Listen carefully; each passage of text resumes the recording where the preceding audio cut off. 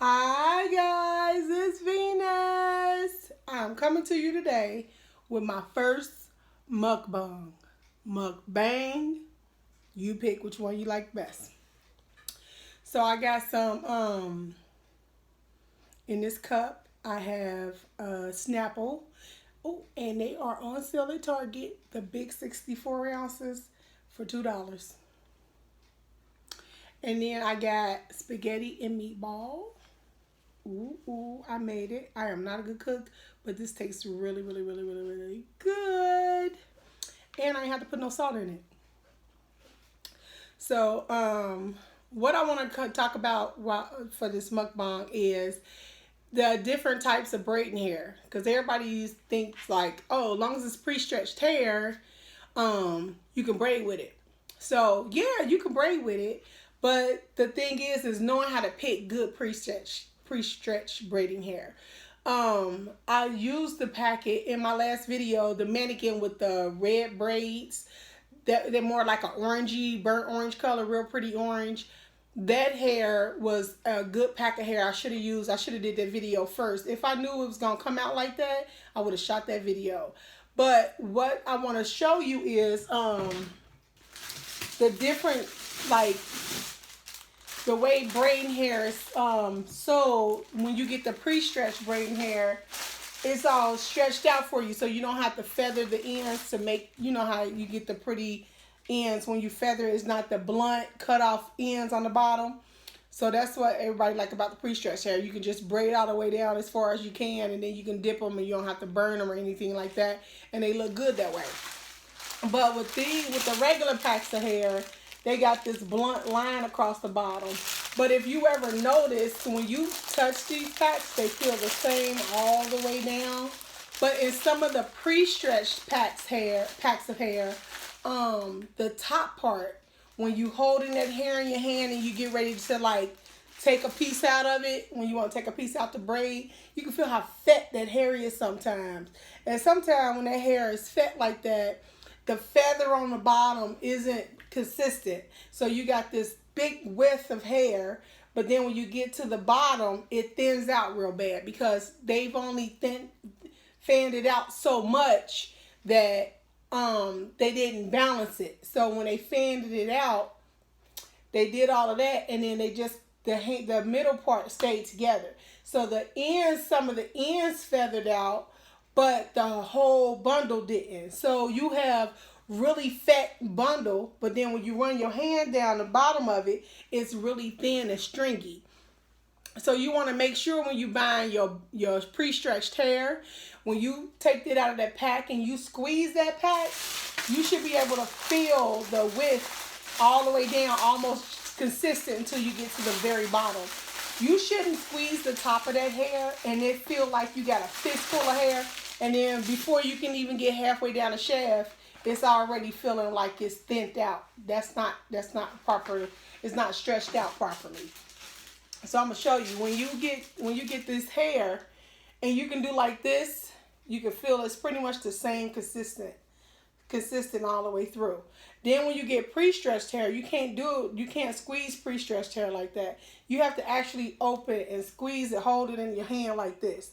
So when you hold that hair in your hand like this, it should feel the same at the top and on the bottom. And then when you get down here, you should feel almost the same, but you should be able to stretch off of the ends, off the tips.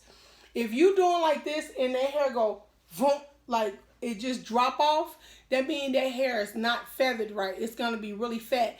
And so what happens is when you see videos when girls have them braids and their hair braids look real fat and then it get super skinny on the ends, that's because that hair wasn't feathered right. And the hair that they use is really thick in the base of it. So when you separate that hair and you got all your strands pulled apart, you did separate it right. But because there's so many strands, it's hard to see what's going on until you put that braid in the hair, and the bottom of that hair is so thin it doesn't match. Like, so you got this super fat braid and then a very skinny tip hanging off the bottom. You look almost Predator-like from the movie Predator. It looked more Predator-like. It doesn't look consistent from the top to the bottom.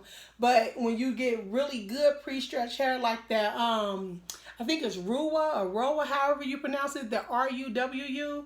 That hair is the best. I love that hair out of all hair, that's pre-stretch. That, and then I like that, I'm drawing a blank. That Kinkalon hair, I can't think of it. I'll have to get pictures and post them.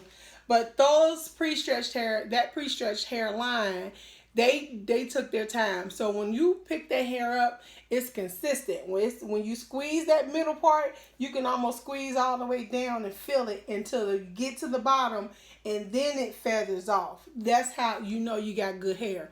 If you squeeze that braid hair and you run your hand down it, and before you can get halfway down, it's already very thin, it's not stretched right. It's going to be really big chunky in the root, and then get real skinny and weird looking on the end. You don't want that kind of hair, because it just don't look right. The braid looks really fat at the top, and then really super skinny at the bottom. Like there's no transition. There's no big, medium, small. It's like big, small. It don't look right. It don't transition right. So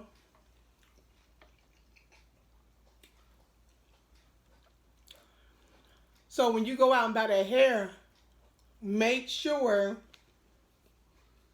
you're doing a squeeze test, because else you get back and you braid that hair up, and the braids look good, but as those days go by, it start to let show. And then another way you could tell is when you dip that hair in hot water, it's so many like little short pieces in there that don't make sense because they didn't feather that hair out. Cause you all day long you trimming away all those little hairs. Let me see. I had a couple braids left over that I did because I wanted to demonstrate what I meant when I say the hairs get fat and skinny.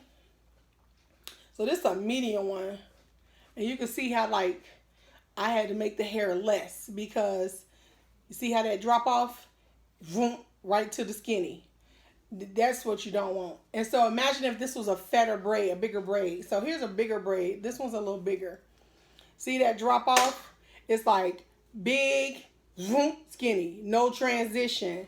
So when you got this hair on your head and you got a whole bunch of these that's thick and then all of a sudden skinny, they look funny. It look like it's supposed to be a bob, and you just didn't cut the ends off. See how you can't almost hardly see that hair? It don't make sense. It don't transition right. It's just like fat, boom, skinny. And so when you got a bunch of these on your head, they all start to look like predator-like. See how they fat and then boom, skinny? It don't make sense. There's no transition. And then when you look at it, it just look like you stopped braiding all the way up here. It doesn't look like this is braided all the way down here. But with the way it's so skinny, it looked like I stopped braiding right here and just dipped this part in the water because there's no transition. You see how that look? There's no transition between the medium transition part is left out because it go from big to skinny, and that looks, you know, when you got a lot of them on your head, it looks like a predator. You look like the predator. And let me see if I got another one. I just don't like how they feather the hair out. There's another one. They don't feather the hair out good. So it's like thick all the way down and then boom, skinny. And it looks funny. It looks pretty because the braid looks pretty because it's consistently braided from the top to the bottom. So the braids look consistent and they look very pretty. But when you got them hanging on your head, they tell on you. I'm going to put a bunch of these together. So you can see I'm going to take a bite. It's supposed to be mukbang. It's supposed to be eating, right? But you see, when you put these together,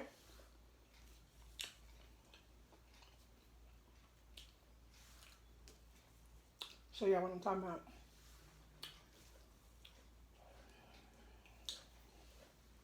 See how thick? They look thick. They thick. And then boom, skinny. So when they on your head, they look pretty. But then when you start looking at them, they look all thick through here, and then it's like strings on the bottom. See there? It's like strings on the bottom. It doesn't look good. Now, they look like I got 3 braids in my hands, or 3 or 4 braids in my hand. Let's see how many braids I got. That's why I was trying to say, like, the braids don't be right. One, two, three, four, five, six braids, and it looked like I had 3 braids in my hair because the transition is off. They didn't feather that hair out right. I hope that's making sense. If it doesn't make sense and you want me to show you, like, get a pack of hair and show you what I mean so you'll know what to get when you go to the store with the wig stores to get your hair. Because I don't know what it is, what company is feathering that hair like that.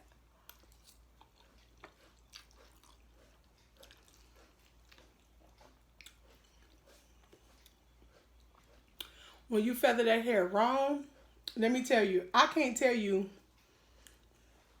I hope y'all can see.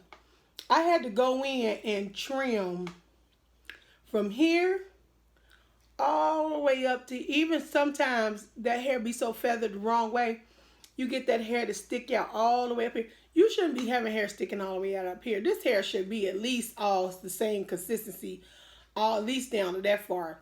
I had hair all the way up here trimming. If I bend it, flex it, you can almost see all those little wispies.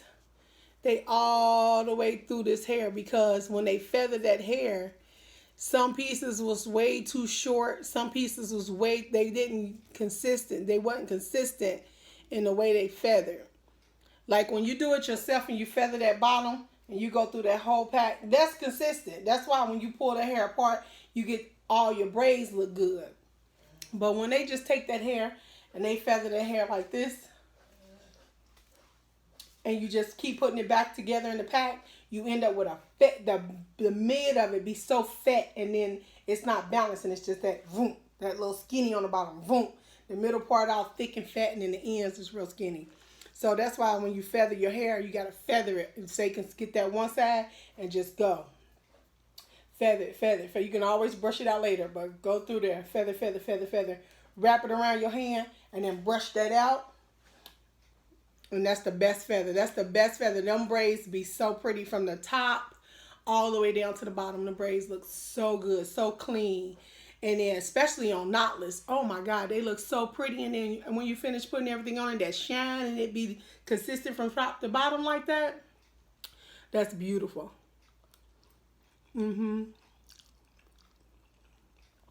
It's so pretty. Y'all, I cut this meatball. It's too big for me. I ain't putting that whole meatball in my mouth. But and it's good too. This ain't nothing but I put some diced tomatoes and some meat sauce. It's so good. It tastes like I did something special, but I didn't.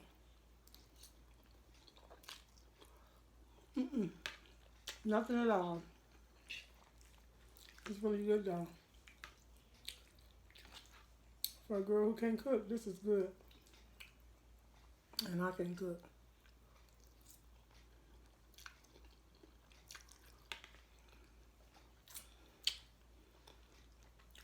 I forgot a napkin, but I don't think I got nothing on my face.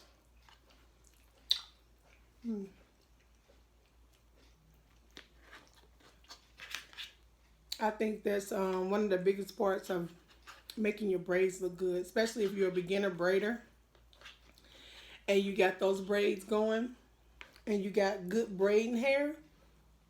That's the best thing for you, especially because then people can see your work. You get the wrong kind of hair, you be trying to explain why the hair look like that and don't know why. That's why I made this video, so people will understand, like, why these braids look so different when I use this hair versus when I use a different kind of hair.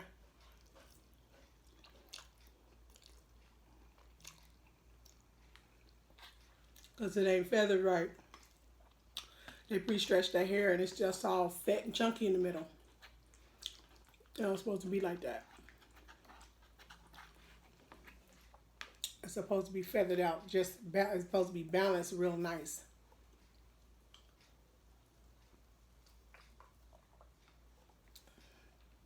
So when you go to the wig stores, make sure you pick up a couple of different packs of pre-stretched hair. You might not can open them in the store, but you can squeeze that hair and fill it in the pack. When you go down the pack, When you got that pack in your hand, squeeze the top. If it feel even to you all the way down and it transition nicely, then you know that's a good pack of hair. If you squeeze it and you feel like it's fat, and then it kind of disappears in your hand, then you know that ain't the right. Don't go with that. Go with a different, get a different brand of hair, because it's not going to, it'll still braid. All hair will braid, but it won't give you that clean finish like you want. It won't look consistent from top to bottom. It'll look big and skinny. It'll still be pretty, but if you want that look, like the, you know, that look everybody going for with the knotless, you want to make sure your braid hair is consistent.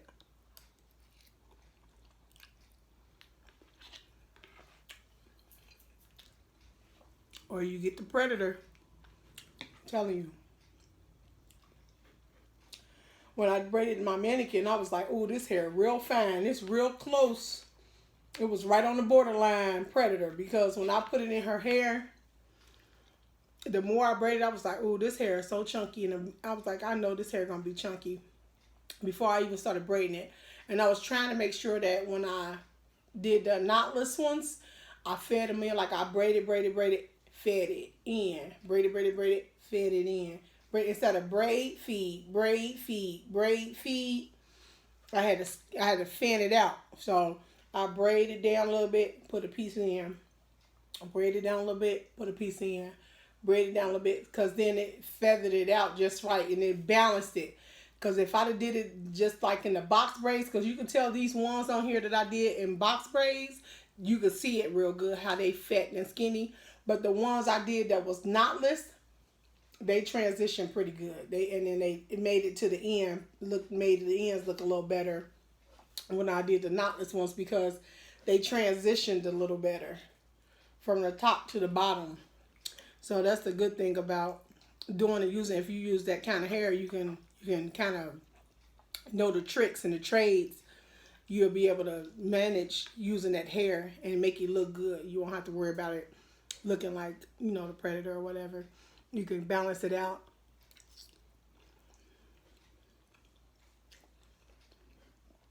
You can balance it out and make it work for yourself. You won't have to put that much effort into trying to make that braid look good from the top to the bottom. But yeah, I ain't gonna be able to finish this spaghetti. It's a whole bowl.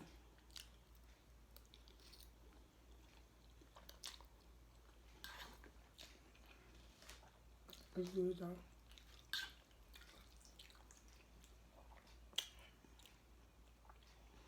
Y'all, would you please leave some comments in the bottom asking questions, so that way I know that you guys like what I'm bringing you. And if you have questions, I can answer them. I can at least get or at least find an answer for you. It's because when it comes to doing hair, a lot of people do feel like I know what I'm doing. But when it comes to doing hair, you got to, if you got to have some, I can't stress why it's important to know little tips and tricks about hair, because everybody hair ain't the same. And everybody hair ain't gonna do the same thing. So if you know a little trick, you know, you can always make it work. And if you don't, then you kind of left, you know, the customer is kind of left like, what is this? What kind of style? But you don't want that. You want your customers to always leave happy and always satisfied.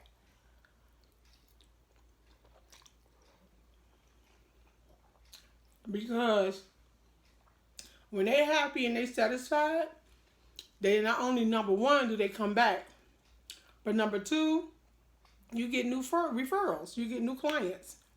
Because they're going to be happy and bragging and loving on you and telling people to come see you because they're so happy with their hair. But when they're not happy with their hair, then it kind of rains on your parade, because you're not getting new clients. You're wondering why or whatever, because they're not sharing the word about you because they're unsatisfied. Because what happened is that, yeah, she's so nice, but I ain't like my hair. Because people don't want to go to nobody like that. They want to know, she nice and she did a real good job on my hair. I recommend her to anybody. People are going to be like, oh, really? Let me go see her. That's why it's important that your customers are happy.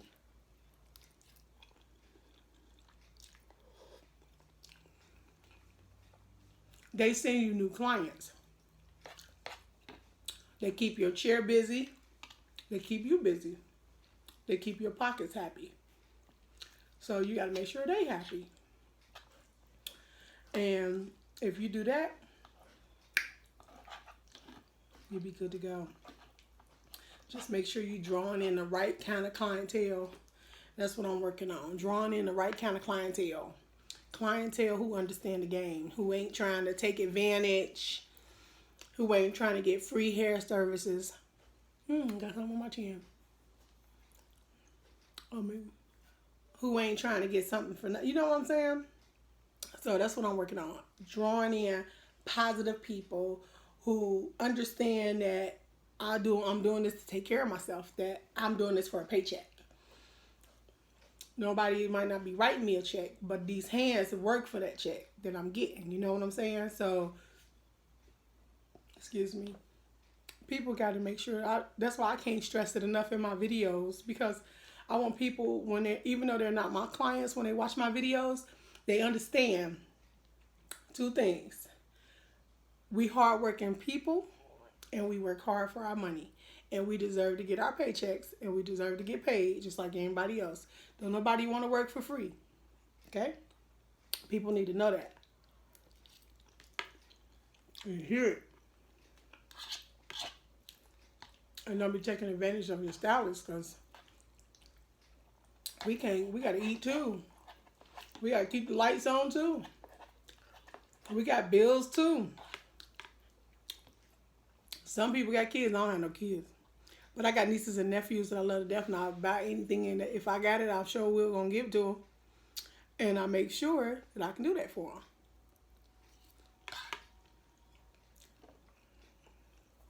But if I ain't getting ran my coins like I'm supposed to be, how can I do that? How can I take care of my family? How can I take care of myself if I'm always giving away something free and not getting hardly anything back out of it?